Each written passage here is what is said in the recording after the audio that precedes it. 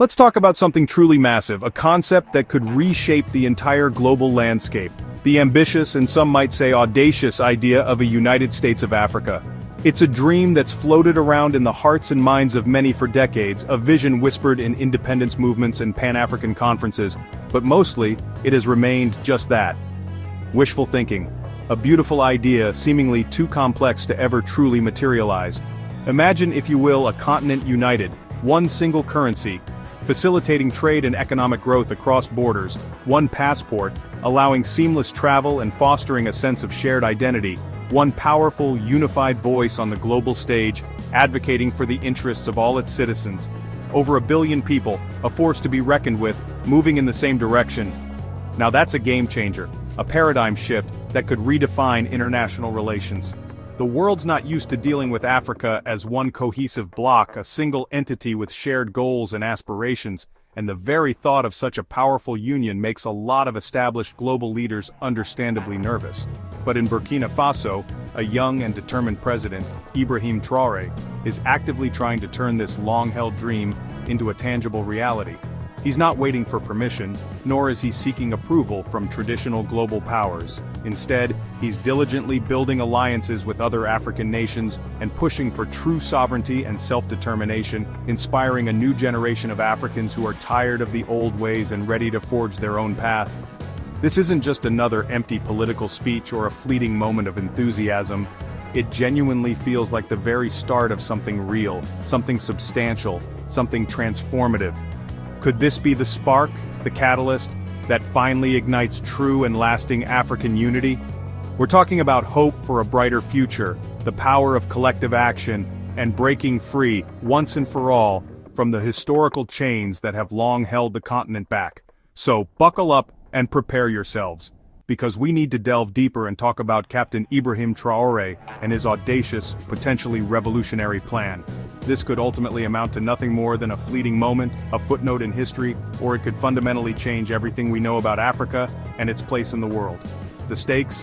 Nothing less than the future of an entire continent, and potentially, the future of global power dynamics. So let's dive in and explore this fascinating and incredibly important topic. So, who exactly is Ibrahim Traoré?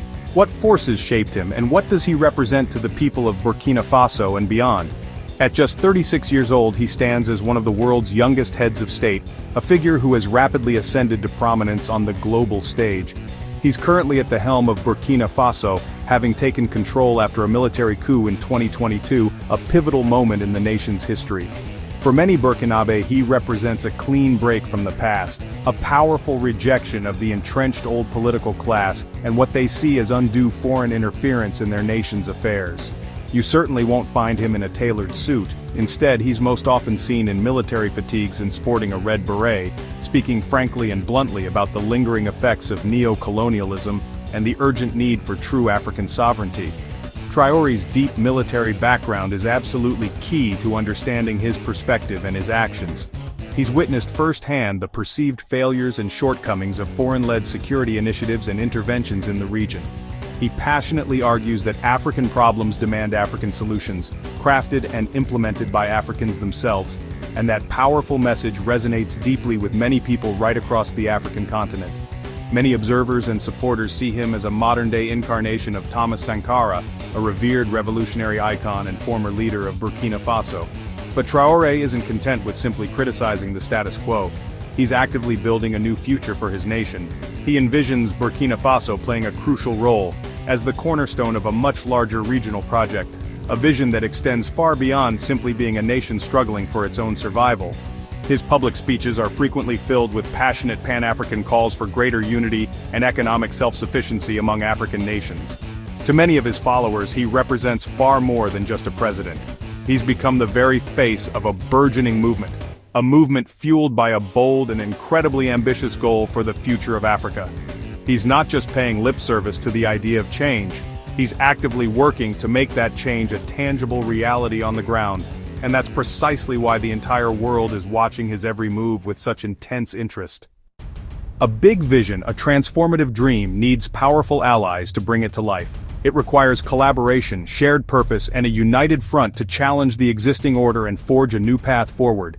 And Traoré, with his unwavering commitment to a brighter future for his people, has found them in Mali and Niger. These nations, bound by geography and a shared destiny, are ready to stand shoulder to shoulder. Together, with a shared vision for the future, they've solidified their bond and formed the Alliance of Sahel States, AES, a powerful coalition built on mutual respect and common goals. This alliance is more than just words on paper, it's a mutual defense pact, a solemn promise to protect one another, embodied in the powerful motto, all for one and one for all. But this isn't just about security and protecting their borders from external threats, it's about reclaiming sovereignty, asserting their independence, and building a new future, free from external interference and defined by their own aspirations.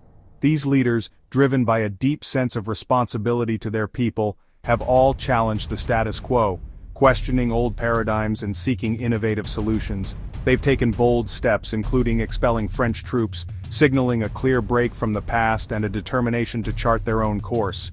And now, they are proactively pooling resources, sharing vital intelligence, and working together to address the complex challenges facing their nations.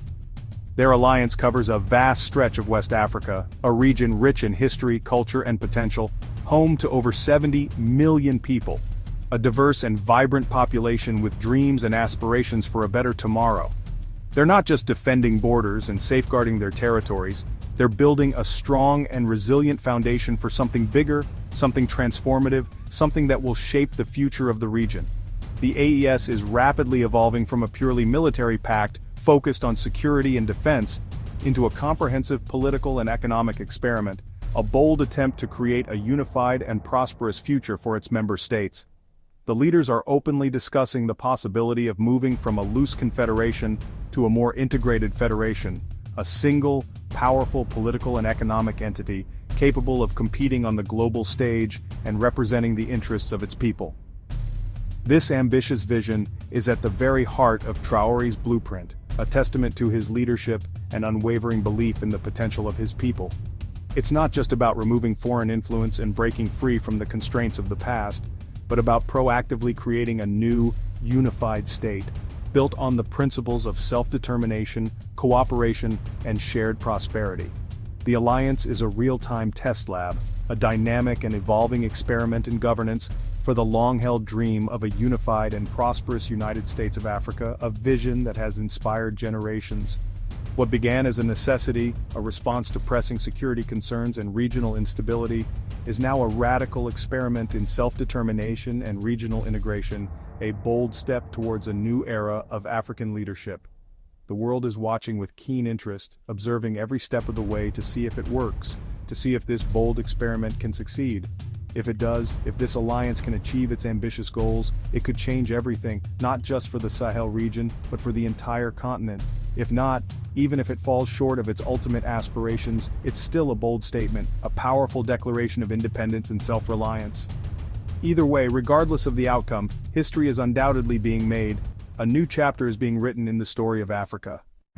Every revolution needs a breakup, and for Traoré and his allies that meant leaving ECOWAS. ECOWAS was West Africa's main economic and political club, but the AES countries felt it had lost its way. They accused ECOWAS of being influenced by foreign powers and punishing leaders who challenged the old order. By leaving, they made a statement. It's time for a new kind of regional cooperation, one that puts African interests first. The move was risky, disrupting trade and politics, but for the AES it was necessary. They see their alliance as the nucleus of a new, more assertive union. It's an invitation for others to rethink the status quo. The breakup wasn't just an end, it was a bold new beginning. The message, Africa's future should be decided by Africans, and they're not looking back. So what's the big build? The answer, a federation. In late 2023, Burkina Faso, Mali, and Niger began planning a confederation, aiming for a full federation, a single sovereign state. That means one currency, one passport, one foreign policy, and a unified economy. For many young Africans, erasing colonial borders is a powerful idea, reclaiming unity and building a future beyond old limitations. But it's a massive challenge, harmonizing laws, building institutions, and forging a new identity.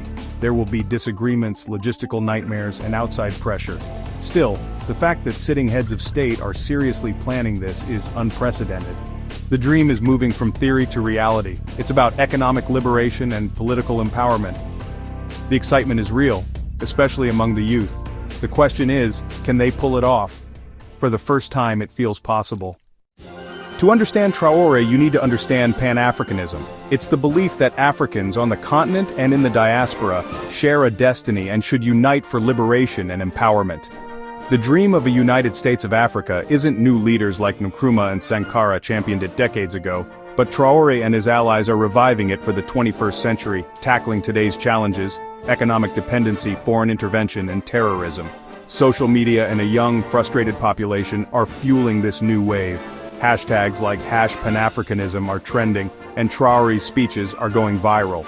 Young Africans see him as a leader standing up to old powers and offering a new vision. This isn't just politics, it's a cultural and generational movement. It's about changing mindsets as much as borders, and it's gaining momentum fast. Africa's at a crossroads: the old guard versus the new wave. The old guard, longtime leaders cautious, tied to former colonial powers, see Traoré's movement as reckless and destabilizing. They prefer gradual change, working through institutions like the African Union and ECOWAS. The new wave, led by Traoré, is young, impatient, and demands real sovereignty. They see the old guard as out of touch and too close to foreign interests. The new wave wants revolution, not reform, building something new from scratch. The AES's exit from ECOWAS was a direct challenge to the old order. This is the central drama of African politics today: cautious stability or bold transformation. The outcome will shape Africa's future for decades. The stakes couldn't be higher. The vision is inspiring, but the road is rough. Security is the first hurdle. Burkina Faso, Mali, and Niger are fighting violent insurgencies. Without stability, unity is just a dream. Economically, these are some of the world's poorest countries, now cut off from traditional partners. Building a unified economy and infrastructure will take resources they don't yet have. Political differences loom, military rulers now. But what happens when civilian governments return? National identity runs deep, and merging it into a new federal one won't be easy. And then there's outside pressure. Global powers may not want a strong, unified Sahel. The AES faces internal and external battles on every front. Success is far from guaranteed. So, could this be the start of a real United States of Africa? Maybe. The Sahel experiment could collapse, or it could ignite a continent-wide movement. If the AES improves security and builds a working confederation, it could attract others and force a rethink of African unity. The Traoré blueprint might become the Africa blueprint. What's certain, the conversation has changed. Traoré and his allies have energized a generation and put radical unity back on the table. They're forcing Africa to ask big questions about sovereignty and identity. This alone is a victory. We're witnessing a pivotal moment, a bold gamble for the soul of a continent. Will it lead to a United States of Africa? Maybe not overnight. But the dream is alive, and for the first time in years, it feels possible. Africa's future is being written now. Let's pay attention.